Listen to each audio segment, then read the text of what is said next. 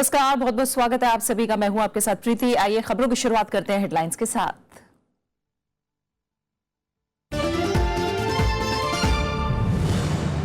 उपराष्ट्रपति ने आतंकवाद को बताया महामारी, सख्ती के साथ निपटने पर जोर। ब्रुनेई और थाईलैंड की सफल यात्रा से लौटे स्वदेश।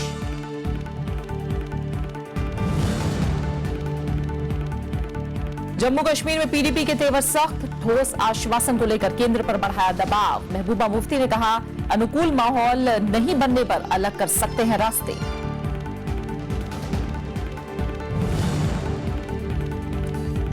ग्रेटर हैदराबाद नगर निगम चुनाव में टीआरएस की शानदार जीत, 150 में से 99 सीटों पर कब्जा। कांग्रेस बीजेपी को झटका, टीडीपी को 1 सीट।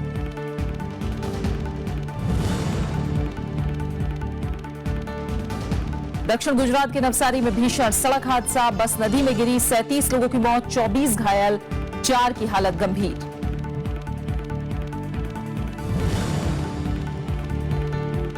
लॉस एंजलिस के तट पर 2 छोटे विमान में टक्कर, समुद्र में बिखरा मलबा, किसी यात्री के बचने की उम्मीद नहीं, तलाशी अभियान जारी।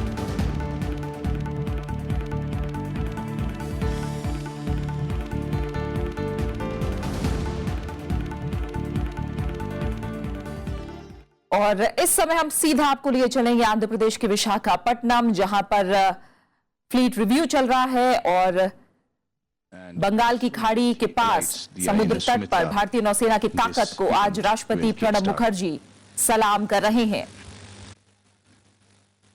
गुरुवार से इंटरनेशनल फ्लीट रिव्यू शुरू हुआ, जिसमें आज राष्ट्रपति प्रणब मुखर्जी और उनके साथ प्रधानमंत्री नरेंद्र मोदी शिरकत कर रहे हैं और इस दौरान सुरक्षा के भी चाक चौबंद इंतजाम किए गए हैं।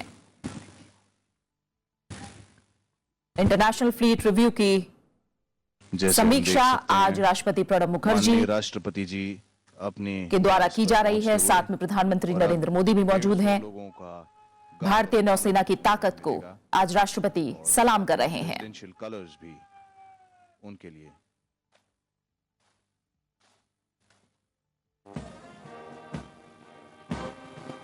आप जहां कहीं पे भी हो, हमारा यही निवेदन है कि राष्ट्रगान के लिए आप खड़े हो जाइए।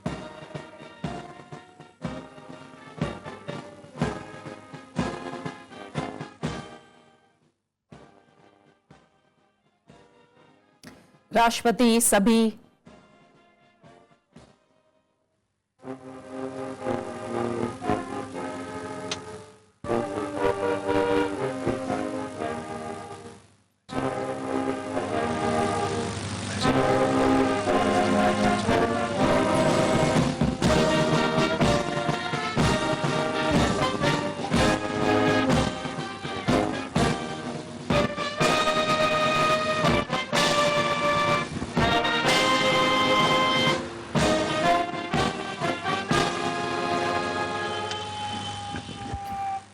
राष्ट्रपति सभी सशस्त्र बलों के प्रमुख होते हैं, इसलिए अपने पूरे कार्यकाल में एक बार नौसेना के बेड़े की समीक्षा भी की जाती है।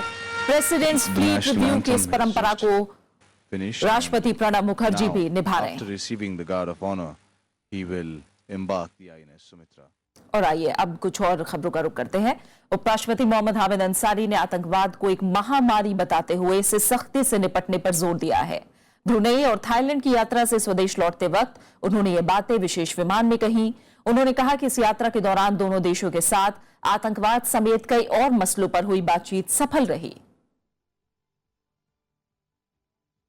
उपराष्ट्रपति मोहम्मद हामिद अंसारी ने अपनी ब्रुनेई और थाईलैंड यात्रा के दौरान दोनों देशों के नेताओं के साथ हुई बातचीत को सकारात्मक बताया है।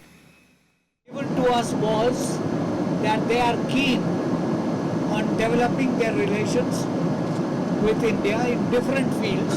We talked about specifics in one set of things in Brunei, another set of things, and some common things in Bangkok. But everywhere, I mean, the chemistry was right. The responses were very positive. विशेष विमान में उपराष्ट्रपति ने आतंकवाद को वैश्विक समस्या बताया। उन्होंने कहा कि ब्रुनेई और थाईलैंड के शीर्ष नेतृत्व के साथ उनकी बातचीत के दौरान इस मुद्दे पर विचार विमर्श किया गया। South Asia, south east Asia, east Asia, every country in one form or the other is facing a problem of terrorism. So terrorism is on everybody's agenda, and the need to cooperate in checking terrorism. उपराष्ट्रपति ने Thailand की यात्रा के आखिरी दिन राजकुमारी महाचक्री सिरिनधरन से मुलाकात की। इस दौरान उपराष्ट्रपति ने क्षेत्रीय सुरक्षा, व्यापार, निवेश और आतंकवाद के खिलाफ लड़ाई पर खासा जोर दिया। 3 दिनों की बैंकॉक यात्रा के दौरान उन्होंने चुलांगकोम विश्वविद्यालय में संबोधित किया और भारतीय समुदाय के लोगों से मुलाकात की। इससे पहले उपराष्ट्रपति 1 फरवरी को ब्रुनेई पहुंचे थे, जहां दोनों देशों के बीच रक्षा, स्वास्थ्य और खेल मामलों पर 3 समझौते भी हुए थे। दीप्ति वशिष्ठ के साथ bureau report, Rajya Sabha TV. Jammu Kashmir में पीडीपी ने बीजेपी से गठबंधन तोड़ने के संकेत दिए हैं। अपना रुख कड़ा करते हुए पीडीपी प्रमुख महबूबा मुफ्ती ने साफ किया कि अगर केंद्र सरकार राज्य के लिए विश्वास बहाली उपाय करके अनुकूल माहौल नहीं बनाती है तो वो जम्मू कश्मीर में बीजेपी के साथ सरकार नहीं बनाएंगी। जम्मू में पार्टी नेताओं के साथ बैठक में महबूबा ने कहा कि राज्य में मौजूद समस्याओं से निपटने के लिए हमें सहयोग और अनुकूल माहौल की जरूरत है, और अगर ऐसा नहीं होता है तो हम अलग रास्ता अपना सकते हैं। मुख्यमंत्री मुफ्ती मोहम्मद सईद के निधन के बाद से ही राज्य में सरकार गठन को लेकर पीडीपी बीजेपी गठबंधन में रस्साकशी जारी है। फिलहाल जम्मू कश्मीर में राज्यपाल शासन लागू है। हालांकि प्रदेश के बीजेपी विधायकों ने जल्द ही सरकार बनने की बात कही है। मैंने कहा शर्तें मानना ना मानना, this is all together a different issue. यहां तक सरकार बनाने की बात है, जम्मू कश्मीर के अंदर चुनी हुई सरकार जल्द अपना कार्यभार संभालेगी और जल्द चुनी हुई सरकार आपको नजर आएगी। प्रधानमंत्री नरेंद्र मोदी के असम दौरे से चुनावी माहौल गर्मा गया है। चुनाव के ऐलान से ठीक पहले प्रधानमंत्री ने असम में कई परियोजनाओं का उद्घाटन किया और घोषणाएं भी की। प्रधानमंत्री ने संसद में कामकाज के लिए कांग्रेस पार्टी को जिम्मेदार ठहराया। उन्होंने गुवाहाटी में एशियाई खेलों का उद्घाटन भी किया। प्रधानमंत्री नरेंद्र मोदी ने शुक्रवार को असम दौरे से राज्य में चुनावी ढोल बजा दिया। उन्होंने डिब्रूगढ़ में 10,000 करोड़ की लागत से बने मेगा पेट्रोकेमिकल प्रोजेक्ट समेत 2 बड़ी परियोजनाओं का उद्घाटन किया। डिब्रूगढ़ में जनसभा को संबोधन के दौरान उन्होंने कई घोषणाएं भी की। प्रधानमंत्री ने राज्य के मुख्यमंत्री पद के उम्मीदवार सर्बानंद सोनोवाल के लिए भी जनता से समर्थन मांगा। उन्होंने मोरंग में चाय बागान मजदूरों को संबोधित किया और देश के विकास को रोकने के लिए कांग्रेस पार्टी को जिम्मेदार ठहराया। एक परिवार अड़ा हुआ है कि हम राज्यसभा चलने नहीं देंगे, हम देश का कोई काम होने नहीं देंगे, क्योंकि देश की जनता ने हमें हराया क्यों, हम उसका बदला लेंगे और वो मजदूरों से बदला लेंगे। उधर कांग्रेस उपाध्यक्ष राहुल गांधी ने प्रधानमंत्री के इस वार का जवाब देते हुए कहा कि प्रधानमंत्री का काम देश चलाने का है, बहाने बनाने का नहीं। India did not choose Mr. Narendra Modi to make excuses. India chose a leader, and the leader should not make excuses. The leader should do the job that he's been elected to do. प्रधानमंत्री ने राज्य की कांग्रेस सरकार पर असम की अनदेखी करने का आरोप लगाते हुए कहा कि यहां विकास तभी मुमकिन हो सकता है जब राज्य सरकार और केंद्र के बीच सामंजस्य बैठेगा। प्रधानमंत्री ने पूर्वोत्तर के विकास को सरकार की प्राथमिकता बताया है। प्रधानमंत्री ने असम के शिवसागर जिले में श्रीमंत शंकरदेव वार्षिक संघ सम्मेलन को भी संबोधित किया। विशाल दहिया के साथ bureau report, Rajya Sabha TV. Congress ने गुजरात की मुख्यमंत्री आनंदीबेन पटेल का इस्तीफा मांगा है। पार्टी का आरोप है कि नरेंद्र मोदी के गुजरात के मुख्यमंत्री रहते हुए आनंदीबेन पटेल की बेटी से जुड़ी कंपनी को कौड़ियों के भाव जमीन आवंटित की गई। पार्टी ने पूरे मामले की सुप्रीम कोर्ट की निगरानी में एसआईटी जांच की मांग की है। कांग्रेस ने शुक्रवार को प्रधानमंत्री नरेंद्र मोदी और गुजरात की मुख्यमंत्री आनंदीबेन पटेल पर जमीन आवंटन से जुड़ा बड़ा आरोप लगाया।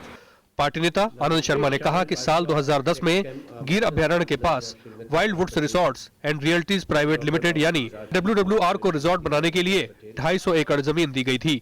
ये कंपनी संजय धनक की थी। कांग्रेस का आरोप है कि 50 लाख रुपए प्रति एकड़ वाली जमीन महज 60,000 रुपए प्रति वर्ग मीटर के हिसाब से दे दी गई। गुजरात के अंदर या देश में भी जो किसान नहीं है उनको कृषि भूमि खरीदने का अधिकार नहीं है, पर इस रिजॉर्ट को WWR को अनुमति मिली 14 मार्च 2011 को, और सरकार ने अनुमति देने के बाद 14 मार्च 2011 को लैंड यूज चेंज कर दिया।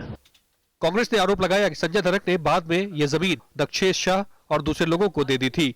पार्टी का आरोप है कि दक्षेश शाह मुख्यमंत्री आनंदीबेन पटेल की बेटी अनार पटेल के व्यापारिक साझीदार हैं।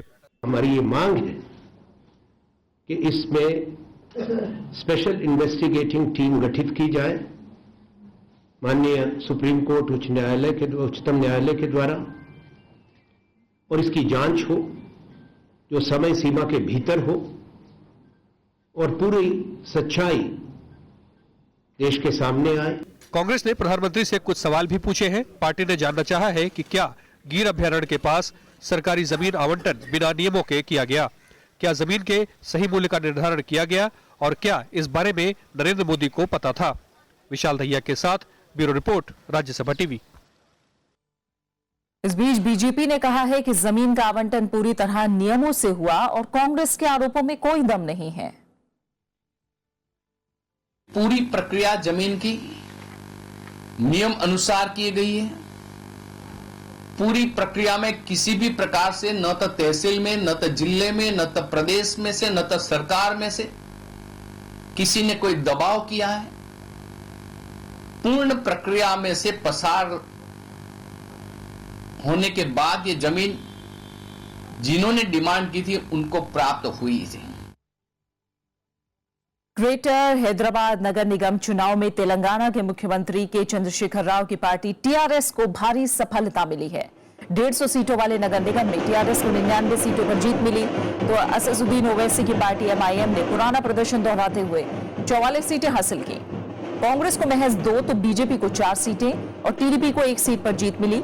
नगर निगम के लिए 2 फरवरी को वोट डाले गए थे। मेयर और डिप्टी मेयर का चुनाव 11 फरवरी को होगा।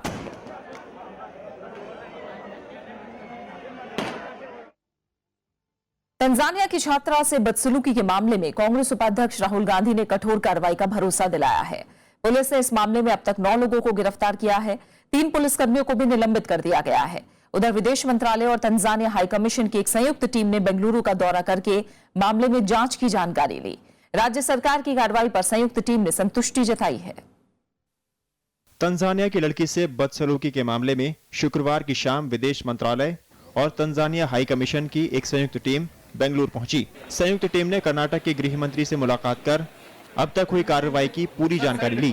तंजानिया के हाई कमिश्नर ने राज्य सरकार की कार्रवाई पर संतुष्टि जताई है। वहीं पुलिस इस मामले में अब तक 9 लोगों को गिरफ्तार कर चुकी है। Some concrete measures have already been taken. People have been suspended. Those who have been found to be maybe not to have performed their duties properly, the minister. The actions which we have already initiated, actions which we have already taken, I have explained to them, and they are convinced that the action which was taken, of course, it was unfortunate. The incident happened. वहीं कांग्रेस उपाध्यक्ष राहुल गांधी ने इस घटना की घोर निंदा की है। उन्होंने भरोसा दिलाया है कि दोषियों के खिलाफ कठोर से कठोर कार्रवाई की जाएगी। I heard about that issue. I spoke to General Secretary and I mentioned to General Secretary to look into this matter, speak to the Chief Minister, and I've made it very clear to both of them that strict action needs to be taken and it will be taken. उधर BJP की महिला कार्यकर्ताओं ने बेंगलुरु में विरोध प्रदर्शन किया। औरतें यहाँ पे आके और उनका अपमान हो तो सिर्फ हमारे राज्य का ही नहीं, हमारे देश का अपमान होता है, हमारे देश के ऊपर धक्का लगता है। रविवार की रात बेंगलुरु में तंजानिया की एक लड़की के साथ मारपीट का मामला सामने आया था। इस घटना के बाद सुरक्षा को लेकर सवाल खड़े हो गए हैं। Bureau report, Rajya Sabha TV. Hyderabad में 3 नाइजीरियाई नागरिकों ने अपने साथ मारपीट और नस्लभेदी टिप्पणियां करने की शिकायत दर्ज कराई है। पीड़ित युवकों के मुताबिक वो शहर के हकीमपेट इलाके में एक धार्मिक स्थल से लौट रहे थे, तब करीब 10 स्थानीय युवकों के एक समूह ने उन पर नस्लीय टिप्पणी की। उन लोगों की वजह जाननी चाहिए तो कोशिश वजह जानने की तो उनके साथ मारपीट की गई। हालांकि हैदराबाद पुलिस ने इससे एक नाइजीरियाई और एक स्थानीय युवक के बीच का मामूली विवाद कहकर खारिज किया है। पुलिस ने मामला दर्ज कर लिया है और जांच की जा रही है। इस मामले में एक आरोपी को गिरफ्तार भी कर लिया गया है। केरल के तिरुवनंतपुरम में मुस्लिम शख्स की पीट कर मार डालने के मामले में चारों आरोपी गिरफ्तार कर लिए गए हैं। 23 साल के एमवी शब्बीर की रविवार को हत्या कर दी गई थी, जिसका वीडियो सोशल मीडिया पर वायरल हो गया। शब्बीर तिरुवनंतपुरम जिले के पुत्तिनाड में शिव मंदिर की एग्जीक्यूटिव कमेटी का सदस्य था। पुलिस के एक आरोपी और शब्बीर के बीच पिछले साल एक कार्यक्रम के दौरान विवाद हो गया था। मंदिर समिति ने शब्बीर की हत्या पर दुख जताते हुए 2 दिन तक मंदिर में पूजा बंद रखी। इस मंदिर में 10 दिवसीय सालाना त्योहार मनाया जाता है। मंदिर समिति ने इस साल इस त्योहार का आयोजन नहीं करने का फैसला किया है। इधर केरल सरकार ने मृतक के परिजनों के लिए आर्थिक सहायता का ऐलान किया है।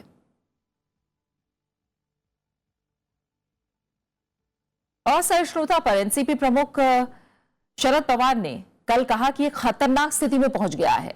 साथ ही उन्होंने आरोप लगाया कि स्कूली पाठ्यपुस्तकों में इतिहास को तोड़ मरोड़ कर भारत को एक हिंदू राष्ट्र में बदलने के प्रयास किए जा रहे हैं।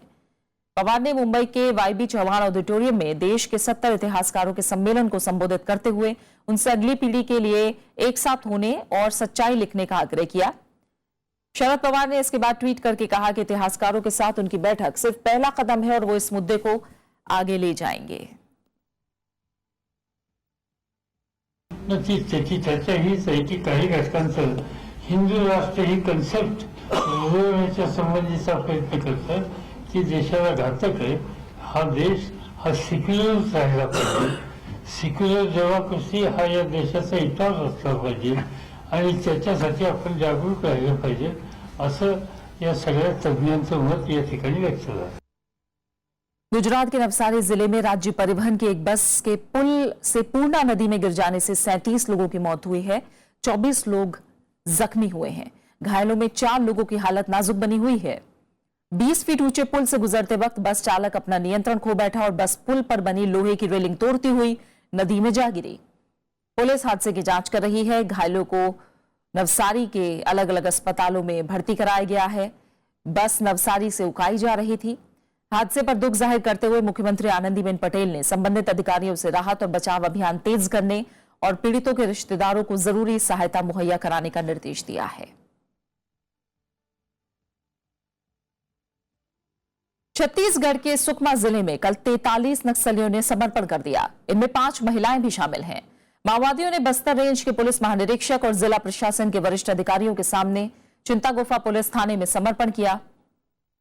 पुलिस महानिरीक्षक ने बताया कि इन माओवादियों को राज्य सरकार के आत्मसमर्पण और पुनर्वास नीति के तहत जरूरी मदद दी जाएगी।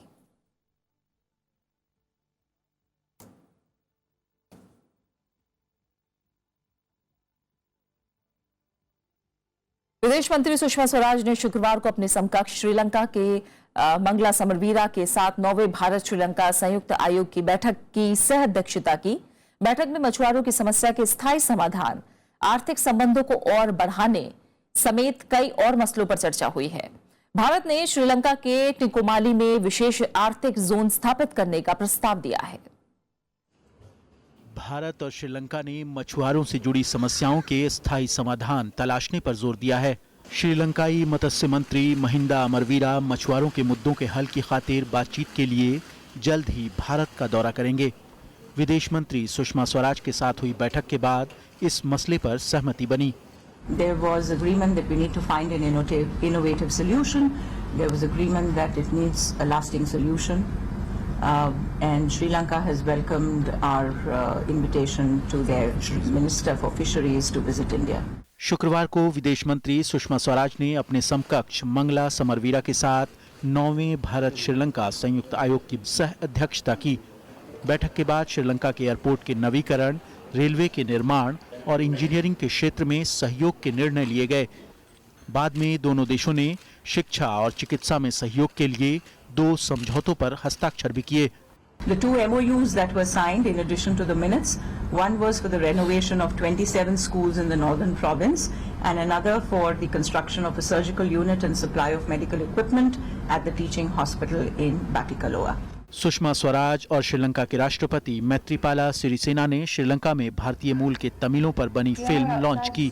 विदेश मंत्री सुषमा स्वराज ने प्रधानमंत्री रानिल विक्रमसिंघे से भी मुलाकात की। Bureau report, Rajya Sabha TV. रूस ने भारत के साथ रक्षा के अलावा अन्य क्षेत्रों में भी संबंधों को विस्तार देने पर जोर दिया है। भारत के दौरे पर आए रूसी प्रतिनिधिमंडल ने भारतीय उद्योगपतियों को रूस में निवेश का न्योता दिया। रूस ने उद्यमियों को तमाम रियायतें देने का भी भरोसा दिया है। सबसे ज्यादा जोर दोनों देशों के बीच व्यापारिक संबंधों को बढ़ाना है। भारत के साथ व्यापारिक संबंधों को बढ़ाने का प्रस्ताव लेकर रूस के 5 राज्यों के उच्च स्तरीय प्रतिनिधिमंडल ने दिल्ली का दौरा किया। प्रतिनिधिमंडल ने भारतीय उद्यमियों से रूस में निवेश की अपील की और टैक्स छूट से लेकर रियायती दर पर जमीन और बिजली की सुविधा मुहैया कराने का वादा किया। Бизнеса мы обеспечиваем необходимые. The partner that you could cooperate with. Regarding tax benefits, there is up to 10 years exemption from the property tax. We're also providing the 4.5% reduction of the income tax. We provide for the exemption from the land tax and transportation tax. ये पहल रूस की agency for strategic initiative की ओर से की जा रही है, जिसके तहत फाइबर ऑप्टिक्स से लेकर इलेक्ट्रॉनिक्स, नैनो टेक्नोलॉजी, कृषि, पशुपालन, खाद्य सामग्रियां, यातायात के साधन, सूचना तकनीक और मैन्युफैक्चरिंग के क्षेत्र शामिल है। Нам это очень важно. And as far as I understand, he actively supports the idea of fostering cooperation between different regions, say the Republic of Bashkortostan and some states and region of India. And it's very important. Мы здесь считаем, что можно найти гораздо быстрее варианты сотрудничества. रूस दोनों देशों के राज्यों के बीच भी अलग अलग समझौतों को करने की कोशिश कर रहा है। इसका मकसद पीपल टू पीपल कॉन्टैक्ट के साथ आपसी विश्वास को बढ़ाना भी है। इस कोशिश से रूस के साथ रक्षा के अलावा दूसरे क्षेत्रों में भी संबंधों को मजबूती मिलेगी। अखिलेश सुमन, राज्यसभा टीवी। पाकिस्तान के प्रधानमंत्री नवाज शरीफ ने भारत और पाकिस्तान के बीच समग्र वार्ता बातचीत प्रक्रिया को आगे बढ़ाने की उम्मीद जताई है। नवाज शरीफ ने कहा कि कश्मीर समेत सभी अहम मुद्दों पर दोनों देशों के बीच मतभेदों को बातचीत के जरिए ही सुलझाया जा सकता है। पाक अधिकृत कश्मीर में एक कार्यक्रम के दौरान नवाज शरीफ ने कहा कि पाकिस्तान आतंकवाद समेत सभी मामलों में भारत के साथ सहयोग करने को तैयार है। उन्होंने उम्मीद जताई कि आने वाले दिनों में दोनों देश बातचीत की प्रक्रिया आगे बढ़ाएंगे। पठानकोट आतंकी हमले के बाद आपसी सहमति से दोनों देशों के बीच विदेश सचिव वार्ता को स्थगित कर दिया गया था। नेपाल में ट्रकों की आवाजाही बहाल होने से लोगों ने राहत की सांस ली है। शुक्रवार को 4 महीने बाद नेपाल में पहली बार करीब 150 ट्रक एक साथ नेपाल में दाखिल हुए। सामान से भरे कंटेनरों का काफिला बीरगंज रक्सौल सीमा चौकी से नेपाल में दाखिल हुआ। मधेसी देश में संविधान लागू होने के बाद से प्रदर्शन कर रहे हैं। मधेसी समुदाय संविधान में संशोधन की मांग और अपनी चिंताओं को लेकर विरोध कर रहा है। मधेसी थारू आंदोलन में अब तक 55 लोग मारे जा चुके हैं।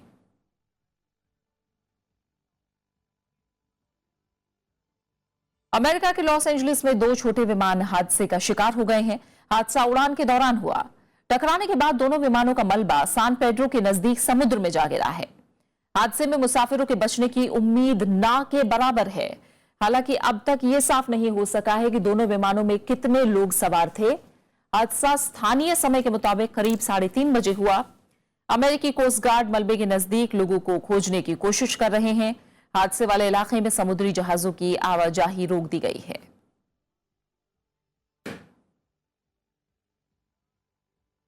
दक्षिण अफ्रीका के मपुमालंगा राज्य में एक सोने की खान धंसने से करीब 100 लोगों के फंसे होने की खबर आ रही है।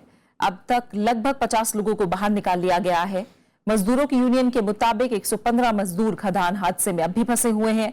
यह हादसा जोहानिसबर्ग से 360 किलोमीटर की दूरी पर हुआ है। पिछले साल 77 मजदूरों ने खान हादसों में अपनी जान गंवाई थी।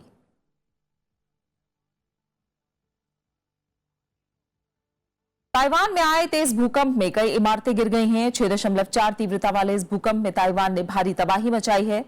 गिरी हुई इमारतों के मलबे में सैकड़ों लोगों के फंसे होने की आशंका है। राहत और बचाव का काम जारी है। अब तक करीब 150 लोगों को मलबे से निकाला जा चुका है। 3 लोगों की मौत हो चुकी है। सबसे ज्यादा तबाही दक्षिणी शहर ताइनान में हुई है। इधर भारत में भी भूकंप के झटके महसूस किए गए, जबकि नेपाल में झटकों की तीव्रता 5.5 थी। राजधानी काठमांडू में 15 लोगों के घायल होने की खबर है। संयुक्त राष्ट्र ने कहा है कि जीका पीड़ित देशों में महिलाओं को गर्भ निरोधक इस्तेमाल करने की इजाजत दी जाए। साथ ही महिलाओं को गर्भपात नियमों में छूट मिलनी चाहिए। जीका पीड़ित देशों में से ज्यादातर में कैथोलिक ईसाइयों की बड़ी आबादी है। इन देशों में गर्भाधान से जुड़े कड़े कानून लागू हैं। इधर कोलंबिया ने शुक्रवार को जीका पीड़ित 3 लोगों के मरने की पुष्टि की है, जबकि दक्षिण प्रशांत महासागर में स्थित टोंगा में जीका संक्रमण के 5 मामले सामने आए हैं। ब्राजील और मेक्सिको समेत करीब 25 देश जीका से पीड़ित हैं और हाल के दिनों में इस बीमारी से 50 से ज्यादा लोगों की मौत हो चुकी है।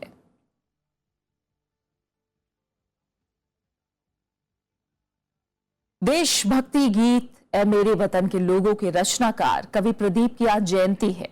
कवि प्रदीप का वास्तविक नाम रामचंद्र नारायण द्विवेदी था। उनका जन्म 1915 में आज ही के दिन मध्य प्रदेश के उज्जैन में एक मध्यम वर्गीय परिवार में हुआ। उन्होंने हिंदी फिल्मों के लिए कई यादगार गीत लिखे। दूर हटो ए दुनिया वालों, हिंदुस्तान हमारा है ने उन्हें देशभक्ति गीत के रचनाकारों में अमर कर दिया। उन्हें 1997 में दादा साहब फाल्के पुरस्कार से सम्मानित किया गया और 11 दिसंबर 1998 को उनका मुंबई में निधन हो गया।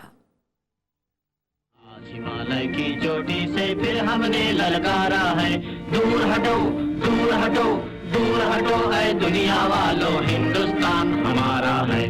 दूर हटो है दुनिया वालों, हिंदुस्तान हमारा है। मेरे वतन के लोगों, जरा आँख में भर लो पानी, जो शहीद हुए हैं उनकी जरा याद करो कुर्बानी। दे दी हमें आजादी बिना खड्ग बिना ढाल, साबरमती के संत तूने कर दिया कमाल। आओ बच्चों तुम्हें दिखाएं झांकी हिंदुस्तान की, इस मिट्टी से तिलक करो ये धरती है बलिदान की। वंदे मातरम वंदे मातरम। हम लाए हैं तूफान से किश्ती निकाल के, इस देश को रखना मेरे बच्चों संभाल के। और इसी के साथ फिलहाल इस बुलेटिन में इतना ही और एक नजर हेडलाइंस पर। उपराष्ट्रपति ने आतंकवाद को बताया महामारी, सख्ती के साथ निपटने पर जोर। ब्रुनेई और थाईलैंड की सफल यात्रा से लौटे स्वदेश।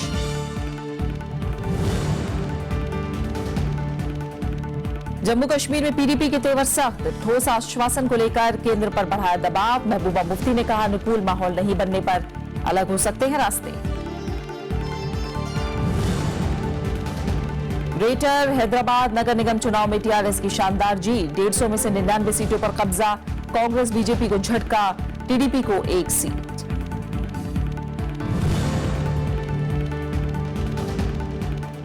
दक्षिण गुजरात के नवसारी में भीषण सड़क हादसा, बस नदी में गिरी, 37 लोगों की मौत, 24 घायल, 4 की हालत गंभीर।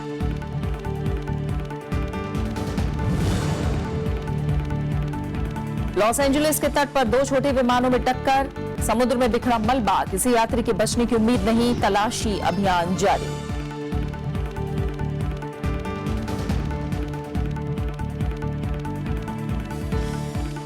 और आगे देखिए देश देशांतर। नमस्कार।